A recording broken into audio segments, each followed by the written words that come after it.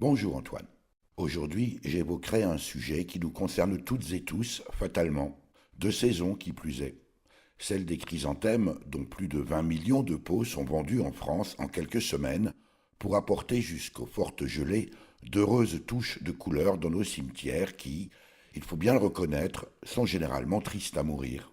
Car la mort est aussi un business, dominé en France par le groupe OGF, passé sous contrôle russe en 2013, et qui, avec un chiffre d'affaires de 625 millions d'euros et plus d'un millier d'agences connues sous les anciennes PFG, Roblo et autres, dément l'expression «mieux vaut lit de bois que cercueil d'or», un proverbe russe justement.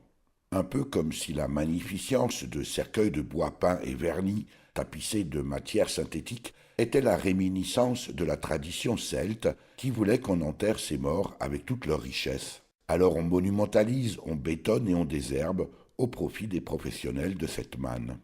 Pourtant, les cimetières disent aussi notre rapport au monde, nous rappelle le paysagiste et botaniste Gilles Clément dans la préface du livre Funérailles écologiques que viennent de faire paraître Brigitte Lapouge-Desjans et Laetitia Royan, et de se demander pourquoi souffrir d'un paysage alarmant de sécheresse et de nudité, ponctué de roches polies, justement dépourvues d'âme, alors que l'on s'adresse à l'âme.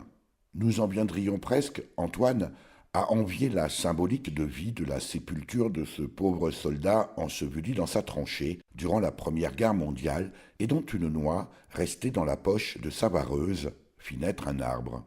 Il faut admettre que les deux auteurs, l'une a déjà écrit une vingtaine d'ouvrages sur le jardinage et l'écologie, l'autre est écrivain public et biographe, ont eu le courage de traiter d'un sujet encore tabou dans notre société, de manière directe et très documentée, pour nous inviter, c'est le sous-titre du livre, à des obsèques respectueuses de l'homme et de la planète.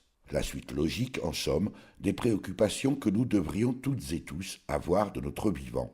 Et puisque, comme Barbey d'Aurevilly, je suis né un jour d'hiver sombre et glacé, le jour des soupirs et des larmes, j'apprécierais, moi aussi, une dernière demeure un peu plus accueillante dans un environnement biodiversifié, dépourvu d'inutiles pesticides.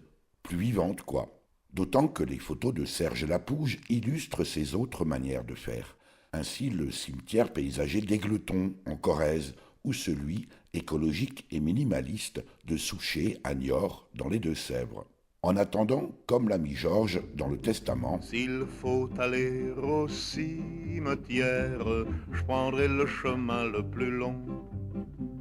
Je ferai la tombe buissonnière, je quitterai la vie à reculons. Funérailles écologiques de Brigitte Lapouge-Desjans et Laetitia Royan vient de paraître aux bien nommées éditions Terre Vivante.